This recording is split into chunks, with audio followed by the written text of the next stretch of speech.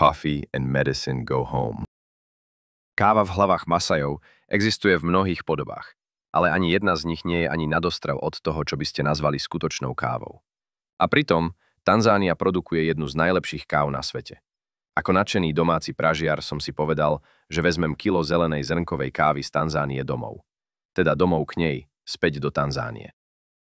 Myslel som si, že urobím veľké porovnanie. Naša dovozová káva versus ich lokálna káva.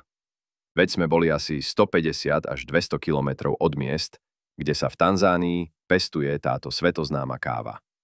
Očakával som, že ju tam budú mať na každom kroku, že sa ňou budú ohadzovať, sypať ju po cestách a plávať v obrovských sudoch plných zelených zrn. Predstavoval som si domáce metódy praženia, exotické arómy. Realita? Nemali ani šajnu, že káva existuje, ani že sa pestuje, ani ako chutí.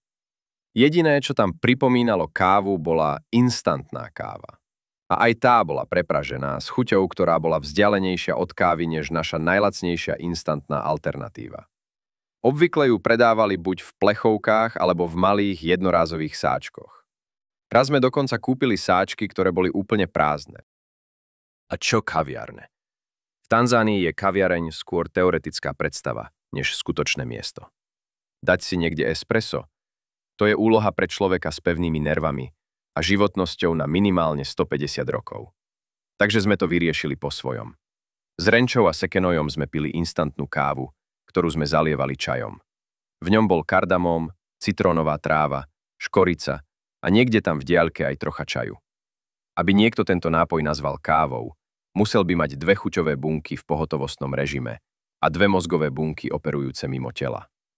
Keďže mám kávu celkom rád, v takýchto prípadoch mi pomáha myslieť si, že to vlastne nie je káva. A fungovalo to. Mbogoj. V rámci množstva street foodov, ktoré stále ponúkajú to isté, bola aj jedna kaviareň. V podstate to boli len 3 úzke stoly z úzkých dosák, 3 rovnako široké lavice, 1 piecka na drevené uhlie, džiko, veľká hliníková kanvica na kávu, niekoľko termosiek a zopár malých pohárikov. Snažil som sa zistiť, ako to celé vzniklo a čo všetko bolo potrebné na založenie. Vyzeralo to asi takto.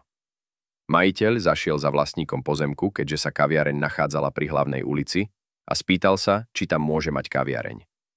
Dohodli sa na nejakej sume a prenájom bol vybavený.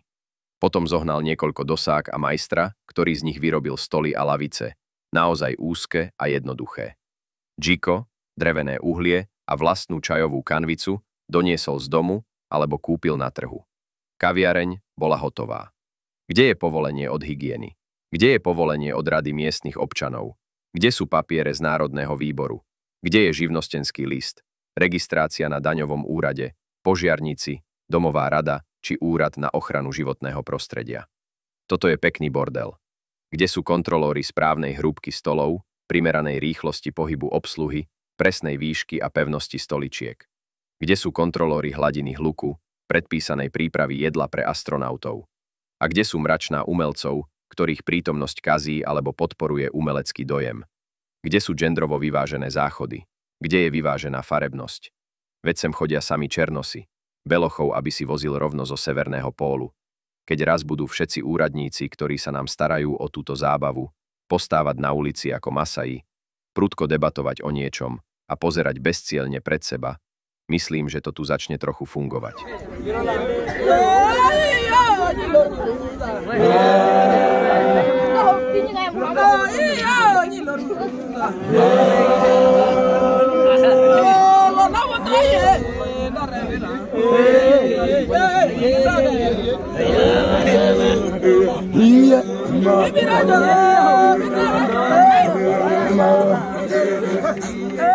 Keď som sa rozhodol, že ideme vyprážať zelenú kávu, vypukla v dome veľká radosť a veselie.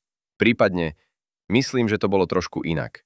Nikto sa na mňa ani nepozrel, kľudne zostali sedieť, takže som začal vysvetľovať, čo je káva, na čo je to dobré, prečo som ju sem doniesol a tak ďalej. Po chvíli bolo konečne džiko rozkúrené, hrniec pripravený a Sekenoj a Ndari sa veľmi tešili, ako budú pražiť kávu. Predháňali sa, kto bude miešať prvý. Po 5 minútach sa situácia však prudko otočila. Prvotné nadšenie sa zmenilo na ťažkú chronickú únavu končatín spojenú s neliečiteľnou depresiou a obaja cítili naozaj a neodolateľne nutnú potrebu niekam odísť. Obaja Masai zmizli a Renča zavolala mamu Penny, ktorá sa tam motala, aby nám kávu vypražila. Takže káva je upražená, pár dní odpočinutá, nadišiel čas variť nápoj s veľkým K. Opýtal som sa domácich Masajov, myslím, že tam boli opäť Sekenoi a Ndari, či si dajú kávu. Obaja z radosti vyskočili po strop a začali behať po dome, radostne vykrikujúci hurá káva, konečne, konečne. Keď som ich takto videl, pridal som sa k ním a, ako veľký tanečník, vystrihol som si niektoré sóla z Labutieho jazera.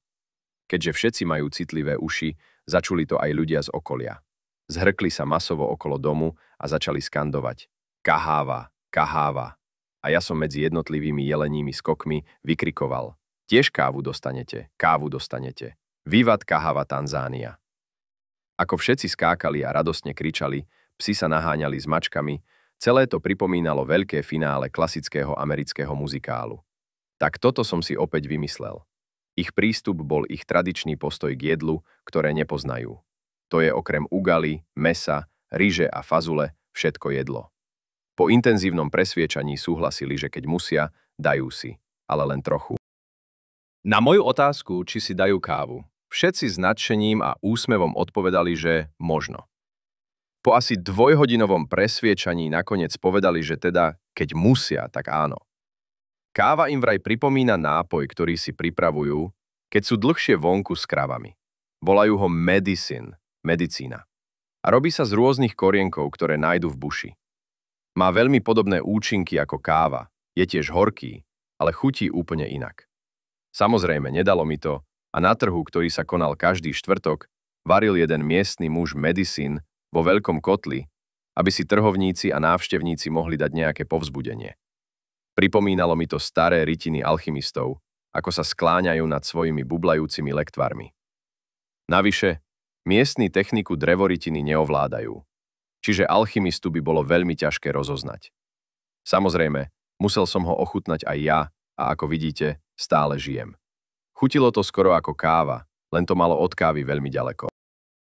Prvý pokus uvariť kávu som podnikol ešte v časoch neelektrickej éry, teda predtým, než do domu zavítal dvojplatničkový varič. Epické dobrodružstvá so štartovaním malej železnej piecky na drevené uhlie, známej ako džiko, si môžete prečítať v časti o čaji. V živote človek spraví množstvo hlúpostí, napríklad pokúsiť sa vysvetliť domácemu Masajovi pojem tepelná kapacita, alebo naučiť deti v africkej škole správne vysloviť endoplazmatické retikulum. Ja som sa rozhodol pridať k týmto bláznivým nápadom ďalší. Vysvetliť okoloidúcim, okolosediacim a okolostojacím princíp fungovania moka konvice, v ktorej som varil kávu.